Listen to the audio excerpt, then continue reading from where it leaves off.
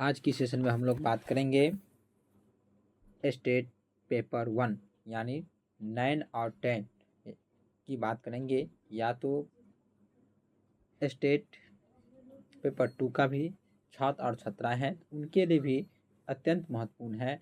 TR4 के लिए भी अत्यंत, BPSC के लिए भी महत्वपूर्ण ये सभी क्वेश्चन हैं, ध्यान से देखेंगे। कहता है सनातन धर्म के अनुसार, सनातन धर्म के अनुसार संगीत की उत्पत्ति किससे मानी जाती है। मतलब सनातन जो धर्म है, हिंदू धर्म का एक सनातन धर्म आता है, उसके अनुसार कहता है संगीत की उत्पत्ति किससे मानी जाती है, तो वह ओम से माना जाता है। किससे माना जाता है, तो ओम से माना जाता है।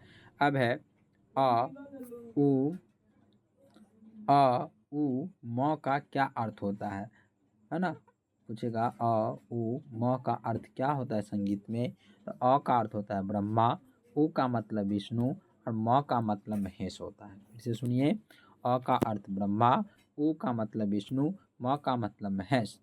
अब है नारदीय शिक्षा, नारदीय शिक्षा ग्रंथ के रचिता कौन है। कौन सी शिक्षा है, नारदीय शिक्षा ग्रंथ के रचिता का नाम पूछेगा कौन है, तो वह जो है नारद मुनि है। कौन है, इस ग्रंथ की रचिता का नाम बताया जाए कौन है, तो वह जो है नारद मुनि है, नारद मुनि है। अब अगला क्वेश्चन है संगीत।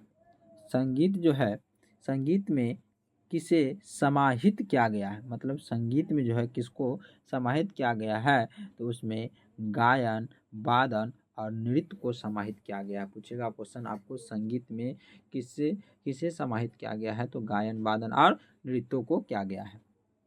अगला क्वेश्चन है पक्षियों और पशुओं की ध्वनि स्वरों की उत्पत्ति मानी गई है। मतलब पक्षियों और पशुओं की ध्वनि से स्वरों की उत्पत्ति जो मानी गई है कौन सी, तो वह नारदीय शिक्षा में माना गया। किसमें माना गया है, यह तो कौन सी शिक्षा में, तो नारदीय शिक्षा में। और ये किसके द्वारा नारदीय शिक्षा जो लिखा गया है वह किसके द्वारा लिखा गया है, तो वह नारद मुनि के द्वारा लिखा गया है। अब है प्राचीन शास्त्रों, प्राचीन शास्त्रों में संगीत को किसकी उपाधि दी गई है। मतलब प्राचीन जो शास्त्र है और उस शास्त्र में संगीत को किसका उपाधि दिया गया है, तो उसमें गांधर्व का उपाधि दिया गया। किसका उपाधि दिया गया है, तो गांधर्व का उपाधि दिया गया है।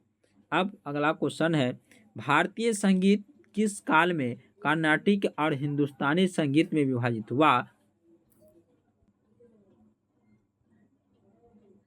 तो ये जो है पूर्व मध्य काल के अंत में हुआ था। पूछेगा, फिर से सुनिए क्वेश्चन क्या कहता है, भारतीय संगीत किस काल में कर्नाटकी और हिंदुस्तानी संगीत में विभाजित हुआ था। यह जो हुआ था आपको पूर्व मध्य काल के अंत में हुआ था। मतलब भारतीय संगीत दो भागों में बट गया था, एक कर्नाटकी संगीत में और एक हिंदुस्तानी संगीत में। कर्नाटकी संगीत को दक्षिण भारतीय संगीत भी कहा जाता और हिंदुस्तानी संगीत को उत्तर भारतीय संगीत कहा जाता है, जो यह पूर्व मध्य काल में दो भागों में बट गया था। अब क्वेश्चन है अगला ऋग्वेद।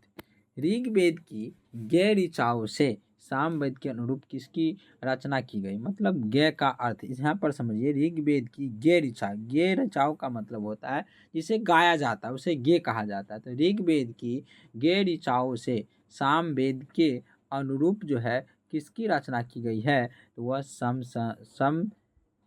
संहिता की रचना की गई है। किसकी की गई है, तो साम संहिता की गई है। सर्वप्रथम वैदिक काल में कितने स्वर प्रचलित थे।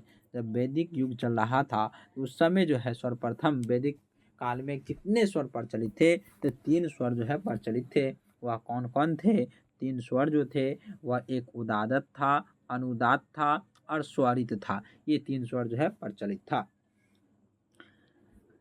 वे सुपंडित जो सामिक स्वरों में समागान करते थे वह क्या कहलाते थे। वे सुपंडित जो सामिक स्वरों में समगान करते थे वह क्या कहलाता था, ऋत्वज कहलाता था। क्या कहलाता था, ऋत्वज कहलाता था।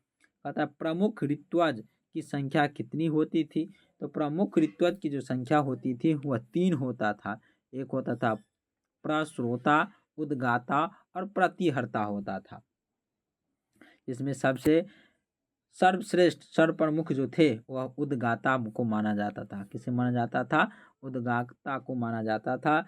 अब है सर्वप्रमुख ऋत्विज किसे कहते थे? तो उद्गाता को। ये भी क्वेश्चन आ ही गया, किसे कहा जाता था? तो उद्गाता को कहा जाता था। अब है संगीत। संगीत की धाराएं मानी जाती, मतलब संगीत की जो है वह कितनी धाराएं माने जाते थे? तो संगीत की जो है 2 धाराएं थे। संगीत की कितने धाराएं? 2 थे। एक तो मार्गी और एक देसी थे। अब है नियमबद्ध एवं अपरिवर्तनीय संगीत क्या कहलाता था? तो वह मार्गीय संगीत कहलाता था। क्या कहलाता था? वह मार्गीय संगीत कहलाता था।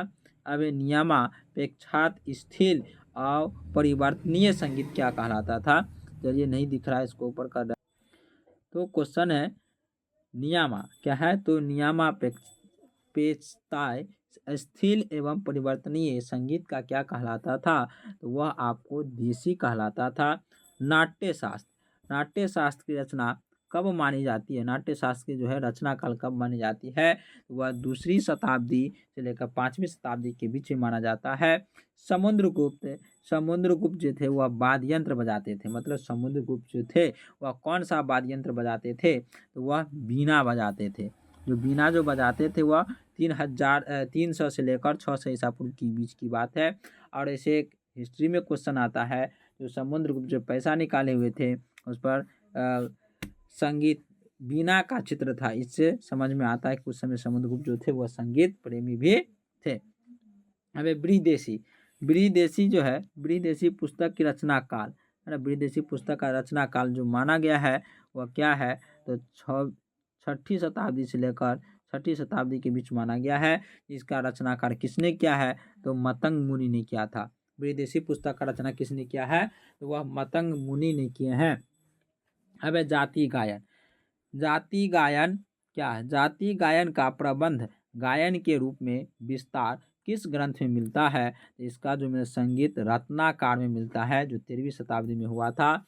और जाति गायन का प्रबंध गायन का जो है वह सारंगदेव के द्वारा सप्ताह अध्याय में ये चीज लिखा गया है। अब है तमिल संगीत।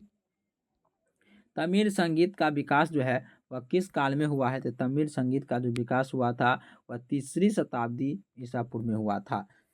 तमिल संगीत का जो विकास जो हुआ था वह 3री शताब्दी, मतलब कर्नाटकीय संगीत का जो विकास हुआ था वह 3री शताब्दी में हुआ था। अब तमिल संगीत का उद्भव किसके द्वारा हुआ था?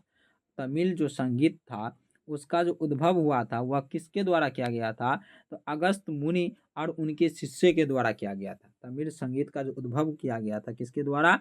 अगस्त मुनि एवं उनके शिष्य के द्वारा किया गया था। अब क्वेश्चन है दक्षिण की साहित्य कला एवं शिक्षा की संगोष्ठी क्या कहलाता था? मतलब दक्षिण की साहित्य कला एवं शिक्षा की संगोष्ठी जो है क्या कहलाता था?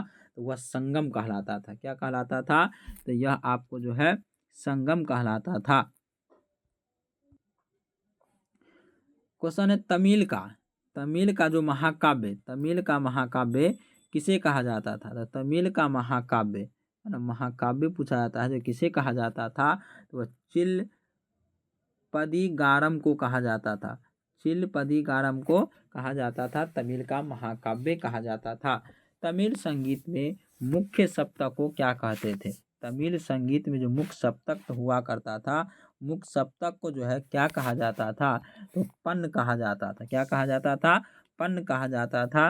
अब स्वरों के गौण समूह को क्या कहा जाता था? तो तीरम कहा जाता था। स्वरों के क्या है? तो स्वरों के गौण समूह को क्या कहते थे? तो तीरम कहा जाता था। अब है पर्वतीय क्षेत्रों में सप्तक को क्या कहते थे? तो मुलैपन कहते थे। क्या कहते थे? मुलैपन कहा जाता था। अब है समुद्रीय क्षेत्र में सप्तक को क्या कहते थे? नैथलपन कहते थे। समुद्रीय क्षेत्र में जो था है ना, समुद्रीय क्षेत्र के जो सप्तक हुआ करता था तो वह नैथलपन कहलाता था। मतलब जगह जगह पर अनेकों नामों से सप्तक को जाना गया। अब है वन क्षेत्र के सप्तक का नाम क्या था? वन क्षेत्र का जो सप्तक था, कहाँ का? वन क्षेत्र का जो सप्तक था उसका नाम क्या था? तो उसका नाम जो था कुरीनंजनीपन था। क्या नाम था? कुरीनंजनीपन था। अब हरे भरे क्षेत्र के सप्तक का नाम जो था वह क्या था? इसका नाम मरुदमपन था। क्या नाम था? मरुदमपन था। रेगिस्तान क्या है? तो रेगिस्तान क्षेत्र के सप्तक का नाम क्या है? तो पलाईपन था। क्या नाम था? तो पलाईपन था। अब है उली क्या था। उली जो था वह तमिल में उली जो है क्या था, वह जो था उली क्या था, तो तमिल संगीत का स्वर को उली कहा जाता था। तमिल संगीत के जो दक्षिण संगीत का जो तमिल में उस संगीत को क्या कहा जाता था, स्वर को, तो उली कहा जाता था। अब क्वेश्चन है तमिल संगीत के स्वरों की ऊंचाई और निचाई को क्या कहा जाता है। जैसे हिंदुस्तानी संगीत में ऊंचाई निचाई का आरोही अवरोही बोला जाता है, उसी प्रकार से तमिल संगीत में स्वरों की ऊंचाई और निचाई को क्या कहा जाता था, तो कैलिब कहा जाता था। क्या कहा जाता था, कैलिब कहा जाता था। तमिल संगीत में श्रुति को क्या कहते थे, तमिल संगीत में श्रुति को क्या कहते थे, तो उलुक कहा जाता था। क्या कहा जाता था, उलुक कहा जाता था। अब क्वेश्चन है तमिल संगीत में ताल को क्या कहते थे, तो तमिल संगीत में ताल को शीर या पानी कहा जाता था। तमिल संगीत में ताल को पूछेगा क्या कहा जाता था, शीर और पानी कहा जाता था। आज के लिए इतना ही, अगले वीडियो में अधिक क्वेश्चन लेके आते हैं, तब तक के लिए इतना ही पर समाप्त करते हैं। इसको बार बार देखिए ताकि आपको अच्छे से याद हो जाए।